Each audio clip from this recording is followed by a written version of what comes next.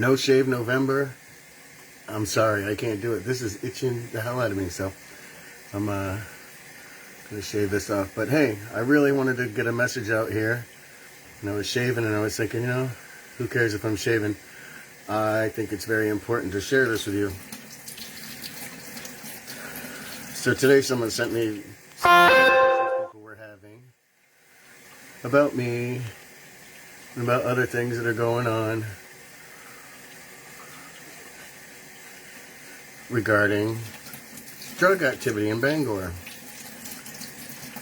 They were saying that my scanner page and myself, that our goal is to rat people out and stuff like that, and that I'm actually pointing out drug addicts. And I am not. What I do is actually reach out to a drug addict and try to get them into treatment. I follow up when I see an overdose in town, message people, give my phone number, and offer treatment or assistance in trying to find a detox or any kind of reaction that, yes, I want to get sober. That's my thing. I want to get people sober when they want to. I know you can't make them, right? You can't make them, but in 2 instances, when someone said they were ready to go, I got them in a detox. One person's still sober. Another person, unfortunately, relocated to Texas and relapsed and passed away. He was a great guy, and it's unfortunate. But today, we come to this conversation. Now, what the thing is for a while I was banned, and I had a account called Bobbert Bangtonian. So I was still registered in this chat to go read the whole conversation. And what I'm hearing is just wild. To call me a rat is just comical, because anyone that knows me knows that ain't the case. Now, do I disdain and hate drug dealers that sell stuff that kill people? Yes, I do. Don't you? Now, what they're saying is that drug dealers are people that are using, that are just trying to sustain their habit. Now, you show me a drug dealer that's sustaining anything and using, and I call bullshit. So, what I'm saying, I'm not going to tell on anyone, but I'm certainly not going to sit here and coddle a drug dealer or have someone in my organization that is. So basically what it came down to is I was told by many people on the street that use and get stuff that someone in this group is selling drugs. So I brought it up to other members just because out of caution, I figure if you're down there handing out needles and things and cookers and meth pipes and all that stuff, you might not want to have someone in the midst that's selling drugs. As soon as I brought that up, Bob's been blackballed. Bob's no longer a part of the Greater Bangor Housing Coalition because I'm a stinker and I call a spade a spade. So enter this. I go and log in on my Bangtonian page, and I'm like a man, instead of chatting behind someone's back and doing whatever, I go over there and start asking questions like, hey, what the heck is going on? We need to cut this stuff out. We need to all work together, get people in treatment. If you're going to be down here giving out all the stuff to use, I would think you would want to give out the stuff for treatment, or at least the information, right? Enter this guy named John Lux, and I will give you his name because when someone has a scanner, it has a Facebook page with no picture on it, and just being really an ass to me, actually, tells me it's probably not anyone named John Lux. But look at that, isn't that a lot better? I clean up pretty good. So he enters there and tells me to shut up and I'm a motherfucker and all this stuff. I'm like, well, I don't know you, so you can zip that and skip that, because people that know me, I'll have a conversation with you about anything. Anyone in that group I would talk to about this. Now, this person goes on. So I decided to go the high road. I don't call anyone a name. I tell him that he probably shouldn't be calling me any names, because I'm not calling anyone names. And if anyone wants to have a serious conversation about this, let's have it. But let's have it as adults, not going nanny boo-boo and calling each other names. But he goes on and keeps calling me names. But eventually we get a fruitful conversation going where I'm saying, I want treatment. I want a needle exchange 1-for-1. It's never been 1-for-1. There's never been a true needle exchange in Bangor.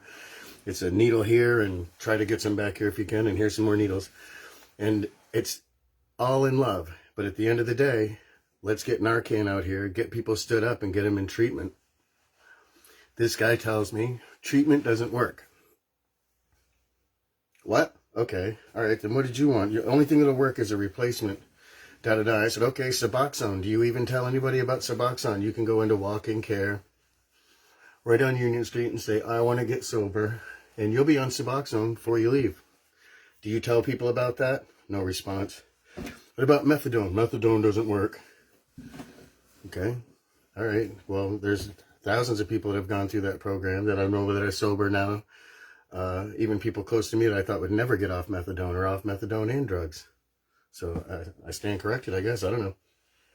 So they don't want that either. So no Suboxone, no methadone, no treatment. All right. What this person said is we need a clean drug supply. And I was like, what do you mean? Like heroin? And I said, okay. Now, when I did drugs, and I hate to even share this, but it was heroin, and it was real heroin, and nobody overdosed unless you did a Klonopin or a Xanax with it. Nobody, never heard of it. And when they did, it was because we didn't know about the mix. Once we knew about the mix, everyone getting high. Nobody overdosed. I used to drink fentanyl patches. I'd cut the corner off it, squeeze it up just like toothpaste, and drink it. 100 milligrams or micrograms or 75 micrograms. I should be dead because I was doing Klonopins as well. I did die twice and was brought back. These guys talk to me like I'm a little kid. I did drugs and went through all this when these guys were in diapers, possibly still not born. And I'm just asking for a little respect. But also the insanity of saying, I want a clean injection site to shoot straight heroin, and I don't want treatment, I don't want Suboxone, I don't want methadone. What?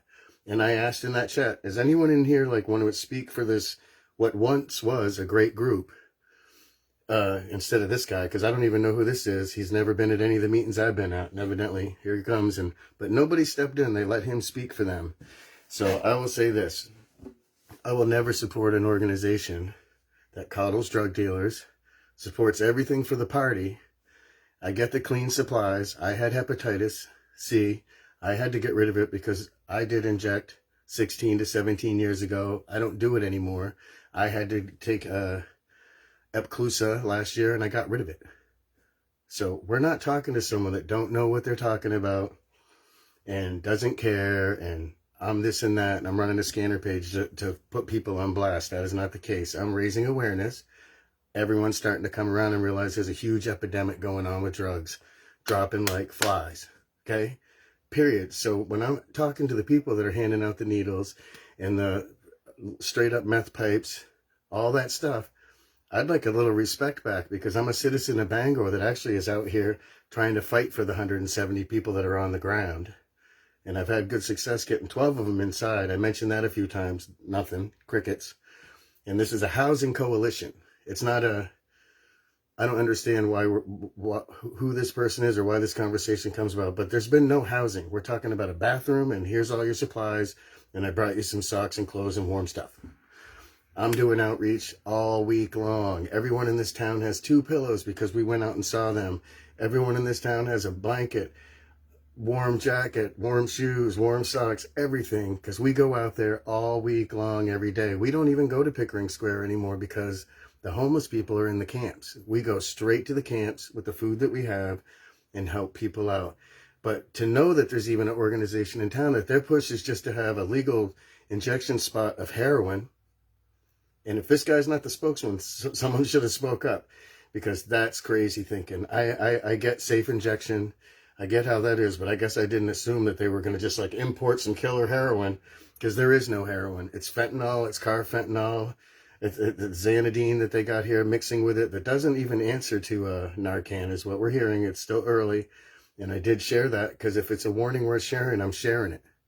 And watch out. Any warning I can give about drugs, these spike warnings and stuff, we do it. We do it because we care.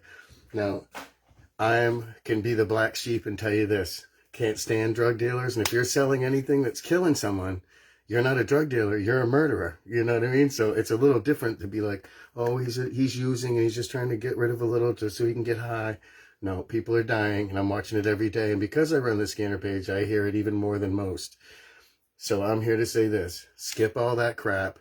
Don't be over there slandering me in your group when you're pushing such a crazy, ideology. And then to want to ask if he doesn't fall in our, what the heck did they say?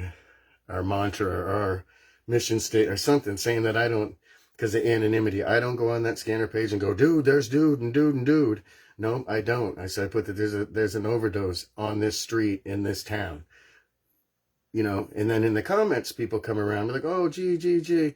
And if anyone thinks it's great that someone that doesn't like me and vice versa died, they're wrong. I'm not that guy. That hurts my feelings. I need all this stuff to be gone. I need everyone to be happy. I need everyone to kind of calm the hell down. That's some sandbox crap when you're in here on a messenger. And if someone wants to see it, let me know. I'll send it to you, because this is a true conversation we had. And I was like, wow, I can't believe this is the same group I spent a whole year working with, trying to get anything done. And we got a bathroom in the People's Park for a week that disappeared. We had one for a month or so out at Camp Hope, but that was because of Hope House, and now that's gone. We went out and cleaned out the whole Camp Hope the other day, cleaned the whole place. Not one person from the Greater Bangor Housing Coalition was there. So to me, it's like we're all working together here. And there's this little separate thing going on. If you're not in the big boys club, you're going to get treated like crap. People don't like it that I say what I'm going to say. I don't wish death on nobody, and I am trying to protect life. I have thrown Narcan all over this town. I do believe we should have clean needles for people, but you take 10, you bring back 10. And if you don't, I'll draw you a map. You can go pick up the ones that are around. It'll be like an Easter egg hunt, and then you can get 10. And it'll be part of the solution. And I'm not joking. And there will never be anyone that will support having a place that everyone just goes in and has some pure heroin. And, that takes care of my addiction. That's insanity. That's like me saying I'm quitting drinking, but I just want a place that I can go in and drink responsibly. Well, that's every bar in town. You know what I mean? So there's no drinking responsibility. There's no using drugs responsibly. There's treatment. There's methadone, Suboxone, and there's abstinence. There's a detox, and there's facilities to get help for that. It's insanity what I had to listen to this morning. I did drive down there because I'm going there next Saturday, Tuesday through Saturday. I do lunch. I avoided there today because I was so pissed at someone I don't even know and no one else in there speaking up. And some people who were supportive in other groups are shooting daggers on a messenger with thinking I can't see it. That's just wild to me. It's childish. It's very childish, almost as childish as responding to it. But I can't have everyone chattering behind the scenes about Robert Kearns. If you're that bored, maybe you need a hobby. Maybe you need to do something to lift yourself up and feel better about what you're doing. Because here's the thing. We can sit there in a circle every week and pat ourselves on the back for the bathroom we didn't get, or pat ourselves on the back for talking to all the city councilors and having the city solicitor there, and all these people show up at these meetings, but we all leave there with nothing. Nothing is getting done, and there is no bathroom. There's a bathroom being built right next to you, a big building with a bathroom in it with security, indoor bathroom, outdoor bathroom, a beautiful bus terminal to help everyone in this city. Did anyone notice that's happening? The bathroom on the waterfront's open. The library's open to use the bathroom. You can go to the grind. They're going to let you use the bathroom. And God, you wear a mask, someone's going to let you use the bathroom. So there is no bathroom controversy in Bangor. At nighttime, it's dark. Go pee in the bushes. Go by one of the gas stations. It's just insanity. Camp Hope and Camp 395, they could use a bathroom. Okay, I'm not worried about a bathroom downtown. You want to bring a bathroom, bring it down to Camp Hope and Camp 395 so people that are on the ground can use a bathroom. Does that make sense? All right, so it's that simple. I'm going to ask the city to put bathrooms at those two places, and I'm going to call them each day and ask them very nicely if we could do that and try to facilitate that for the people that are homeless, as it's a right for them to have a place to use a bathroom. Are we missing the point here? Yeah, we are missing the point, because we want to sit in Pickering Square and have everyone see us. Everyone see us, and I did it too. And support us, support it. Go out and about and try to help people out and about, and get back to me on that. So I got to get on my phone. My girlfriend doesn't watch my videos, and so I'm going to call her back. But hey, just want people to know, done with that group. And I'm just saying, I would not support anyone that's goal is to not get treatment and just pass out the things to have a good old time. And there's not everyone in that group is like that, but many people have left because of that. And I don't sit here and talk bad about groups, because there's 35 of us together on the Penobscot County Cares page, and we all work together, and it's beautiful. And I'm going to put everything I got into that group, because there's money coming down the pike, and we're going to have a process where you can fill out and allocate that money for your different group to do wonderful things. And I know that one of those is not a safe injection site of pure heroin. So, you know, I can joke around, but I'm being honest. That was bull crap what I went through this morning, and I'm not going to ever support anything about that kind of thing. I want to get people in housing, want to get people treatment for mental health and drugs. I want to get them clean supplies, but they're going to be numbered. And then we're going to keep pushing treatment. Like when you're reaching for your supplies, right in front of you should be all these pamphlets on how you can help yourself. There isn't. There isn't. We got the Great Barn. We got the Together Place. We got counselor after counselor after counselor in this town. On an outpatient or inpatient is kind of hard, but you can do this in this town. I did it. I'm sober. I'm sober 3 years. And I think we can do this. And it doesn't include prolonging it, okay? I'm going to let you go, but I love you. And I'm sorry if people don't like that I speak the way I speak and I tell you like it is, but I'm telling you from experience, and I'm telling you because I know these 170 people that are on the ground homeless.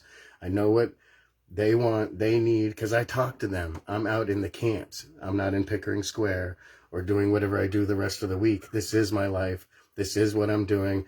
I got a brand new t-shirt press that I'm going to start printing t-shirts like no tomorrow. So that'll make the guy in there that was saying, oh, get a job now that you got a license. Oh, I got a job, buddy. And then once it gets going, I might hire you. All right. Have a good night. This is your buddy, Bob. This ain't about the People Streetlight Outreach or anything like that. This is me talking to you straight from the heart and straight from the brain. I mean, use your brain, right? All right. I love you.